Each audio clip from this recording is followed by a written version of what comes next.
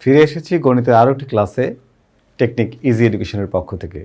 আজকের ক্লাসে আমরা জ্যামিতির খুব খুঁটিনাটি কিছু বিষয় নিয়ে আলোচনা করব। তোমাদের নবম দশম শ্রেণীর যে পাঠ্য বইটি আছে সেই বইয়ের অনুশীলনী 6.1 থেকে আমরা কিছু সংক্ষিপ্ত প্রশ্ন অ্যান্সার করার চেষ্টা করব। তো প্রথম প্রশ্নে তোমরা দেখতে পাচ্ছ যে এখানে স্থান, তল, রেখা এবং বিন্দু সম্পর্কে যে ধারণা আমরা তা নিয়ে একটু আলোচনা করব।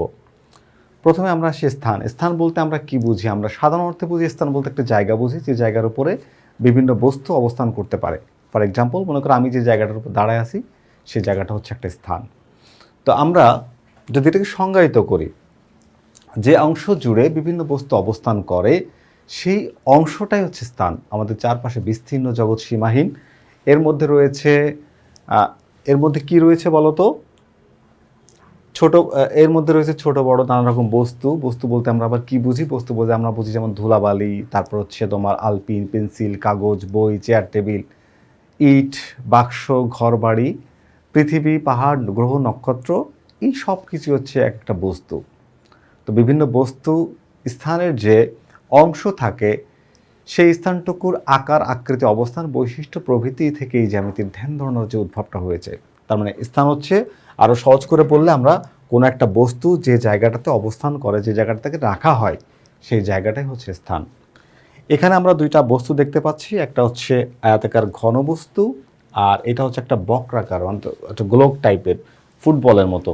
তো এই যে ঘনবস্তুটা তুমি দেখতে পাচ্ছ, ঘনবস্তুটির দৈর্ঘ্য আছে, প্রস্থ আছে, উচ্চতা বা বেধ আছে। তো এইটা হচ্ছে একটা ঘনবস্তু আর এই হচ্ছে একটা ঘনবস্তু, মনে করো একটা ফুটবল বা গ্লোব। তো এইটা যে জায়গাটার উপর রাখা হলো সেই জায়গাটার নামই হচ্ছে স্থান। আচ্ছা, তাহলে ঘনবস্তু থেকে আমরা মোটামুটি স্থানের ধারণা পাই। এবার আসলে তল বা সারফেস। তল বলতে আমরা বুঝি বাইরের পৃষ্ঠের যে জায়গাটা, সেই জায়গাটাকে মূলত আমরা তল বলি। ধরো আমি যে বোর্ডটার উপর হাতটা রেখেছি, এই বোর্ডটার যে চারিদিকের যে আকৃতি বা মাপ, সেটাই হচ্ছে এর তল। তো তল সাধারণত দ্বিমাত্রিক হয়, যা তলের মাত্রা থাকে দুইটা। তো যদি সেটা আমাদের সমতল হয় তাহলে আমরা দৈর্ঘ্য প্রস্থ দিয়ে এটাকে মেজারমেন্ট করতে পারি, আর বক্রতল হলে তার ব্যাপারটা একটু ভিন্ন রকম। তো ঘনবস্তুর উপরিভাগ অর্থাৎ একটা ঘনবস্তুর উপরের যে অংশটা সেটাকে আমরা সাধারণত তল বলি। তাহলে আমরা যদি এটা সংজ্ঞায়িত করি তাহলে বলতে পারি যে ঘনবস্তুর উপরিভাগ তলকে নির্দেশ করে, অর্থাৎ প্রত্যেক ঘনবস্তু এক বা একাধিক তল দ্বারা সীমাবদ্ধ থাকে। যেমন এইটা যদি আমি একটা ঘনবস্তুটাকে খেয়াল করি, এই ঘনবস্তুটা একটা আয়তাকার ঘনবস্তু। তোমরা নিশ্চয়ই দেখে থাকবে যে একটা বাক্স বা ইট, এর মোট তল থাকে হচ্ছে 6টি। তলের শুধু দৈর্ঘ্য থাকে আর প্রস্থ থাকে, এর আবার উচ্চতা থাকে না, অর্থাৎ তল হচ্ছে দ্বিমাত্রিক। তল আবার দুই প্রকার হয়, একটা হচ্ছে সমতল আর হচ্ছে বক্রতল। দেখো, সমতল বলতে একটা সমতল অর্থাৎ বাইরের দিকটা সমান, মসৃণ হতে পারে, অমসৃণ হতে পারে। তো এই যে বোর্ডটার উপর আমি পড়াচ্ছি তোমাদেরকে, এটা একটা সমতল। আবার এই পাশে যে একটা গোলকের মতো আকৃতি বা ফুটবলের মতো দেখতে পাচ্ছ, এটা হচ্ছে এর বাইরের যে খোলসটা, এই খোলসটা হচ্ছে একটি বক্রাকার। তো এর যে তলটা সেটাকে আমরা বলেছি বক্রতল। তো ঘনবস্তু থেকে আমরা তলের ধারণাটা এবার একটু স্পষ্ট করব। ধরো এটা একটা ঘনবস্তু দেখতে পাচ্ছ, যদি ঘনবস্তুর কি আছে বলতো? দৈর্ঘ্য আছে এবং প্রস্থ আছে আর উচ্চতাও আছে।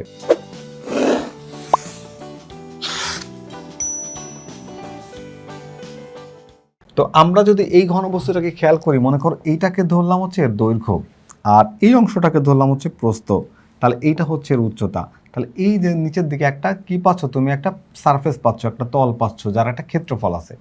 এখন যদি আমার এর উচ্চতাটাকে ক্রমশ কমাই দেই, এইটু কমাই দিই, এর হাইটটাকে কমাই দিলাম, ধরো বেধটাকে কমালাম, কমানোর পরে দেখো এটা ছিল একটা ঘনক, সেখান থেকে আমরা একটা বাক্সের মধ্যে দেখতে পাচ্ছি, সেটাকে আরও কমাই দিলাম, দিয়ে একসময় আমরা এর উচ্চতাটাকে একদম নাই করে দিলাম, যার উচ্চতা নাই, একটা কাগজের মতো হয়ে গেল।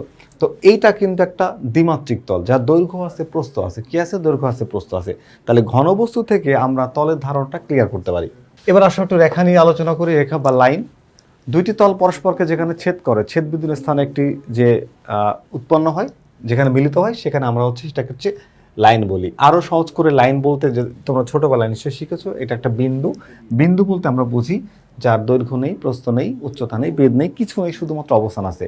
তো এই বিন্দুটা যদি কোনো একটা পথের দিকে আগায়, তাহলে বিন্দুর যে চলার পথ সেই চলার পথটাকে বলা হচ্ছে রেখা। তার মানে বিন্দু সরলভাবে চলতে পারে, বক্রভাবে চলতে পারে। আমরা বুঝেছি রেখা তাহলে দুই প্রকার। তো আমরা এখানে দেখি দুইটি তল পরস্পরকে ছেদ করলে ছেদের স্থলে একটি রেখা উৎপন্ন হয়। দুইটা তল বলতে মনে করো এই যে একটা তল, একটা পেপার মনে করতে পারো, এখানে আরেকটা মনে করো তল। এই দুইটা তল পরস্পরকে ছেদ করলে এখানে ছেদের স্থলে একটা রেখা উৎপন্ন হয়। তার মানে এখানে আমরা বলতে পারি যে দুইটি বাক্সের একাধারে একটি রেখা মিলিত হয়, একটা রেখা মিলিত হয়। এই রেখা একটি সরল রেখা। রেখার শুধু দৈর্ঘ্য আছে, প্রস্থ বা বেধ নাই। তার মানে যদি শুধু দৈর্ঘ্য থাকে তাহলে আমরা রেখাকে বলি হচ্ছে একমাত্রিক। এটা হচ্ছে একমাত্রিক বস্তু। রেখা দুই প্রকার হয়, সরলরেখা আর বক্ররেখা। যেটা বললাম যে আরও সহজ করে বলে আমরা বিন্দুর যে চলার পথ সেটাকে রেখা বলতে পারি। যদি একদম স্ট্রেট চলে যায় 180 ডিগ্রি কোণ তৈরি করে সেটাকে আমরা সরলরেখা, আর জিগজ্যাগ এলোমেলো করে এরকম গেলে এটাকে আমরা বক্ররেখা বলতে পারি। তো এখানে দেখতে পাচ্ছ একটা সরলরেখার চিত্র আর একটি বক্ররেখার চিত্র। এবার আসলে তল থেকে আমরা যদি একটু রেখার দিকে আগাই, ধরো এই যে তল, এটা হচ্ছে দৈর্ঘ্য আর এটা হচ্ছে প্রস্থ। তা আমরা যদি প্রস্থটাকে ক্রমশ কমাই দিই, কমাতে কমাতে ধরো এই প্রস্থ কমাই দিলাম, আরও কমাই দিলাম, কমাতে কমাতে এক সময় এটা দুইটা লাইন কিন্তু পরে একটা লাইনে পতিত হবে এবং এটা একটা সরলরেখায় রূপান্তরিত হয়ে যাবে। আসো একটু আমরা বিন্দু নিয়ে আলোচনা করি। বিন্দু নিয়ে কথা বলে, দুইটি রেখা পরস্পর ছেদ করলে বিন্দুর উৎপত্তি হয়। একটা সরলরেখা এখানে মনে করো আর একটা সরলরেখা এখানে, এই যেখানে মিলিত হইলো এটা মূলত একটা বিন্দু। তো দুইটি রেখা ছেদের স্থলে বিন্দু দ্বারা নির্দিষ্ট হয়। বিন্দুর দৈর্ঘ্য, প্রস্থ, বেধ কিছু নেই, এর শুধুমাত্র অবস্থান আছে। তার মানে একটি রেখার দৈর্ঘ্য ক্রমশ হ্রাস পেয়ে অবশেষে শূন্য হয়, অর্থাৎ তোমার যে বিন্দুর যে মাত্রা থাকে না, বিন্দুর মাত্রা হয় শূন্য। বিন্দুকে শূন্য মাত্রার সত্তা বলে গণ্য করা হয়। এটা কিন্তু আমাদের এমসিকিউতে আসতে পারে যে নিচের কোনটি শূন্য মাত্রার বস্তু, সেক্ষেত্রে বিন্দু হচ্ছে শূন্য মাত্রার বস্তু। বিন্দু দৈর্ঘ্য নেই, প্রস্থ নেই, উচ্চতা নেই, বেধ নেই, কিছু নেই, শুধুমাত্র অবস্থান আছে। তাহলে রেখা হতে বিন্দু, দেখো রেখাকে আমরা যদি এটা ছোট করতে থাকি, আরো একটু ছোট করলাম, ছোট করতে করতে এক সময় এটা শুধুমাত্র একটা বিন্দুতে রূপান্তরিত হয়ে যাবে। তো আজকের এই ক্লাসে আমরা আমাদের যে গুরুত্বপূর্ণ টপিকগুলো নিয়ে একটু আলোচনা করলাম, স্থান, তল, রেখা এবং বিন্দু। আশা করি তোমরা এই টপিকটি ক্লিয়ার হয়েছে তোমাদের। পরবর্তী ফিরে আসবো আবারও নতুন কোনো গাণিতিক সমস্যা নেই। ততক্ষণ পর্যন্ত ভালো থেকো। আল্লাহ হাফেজ।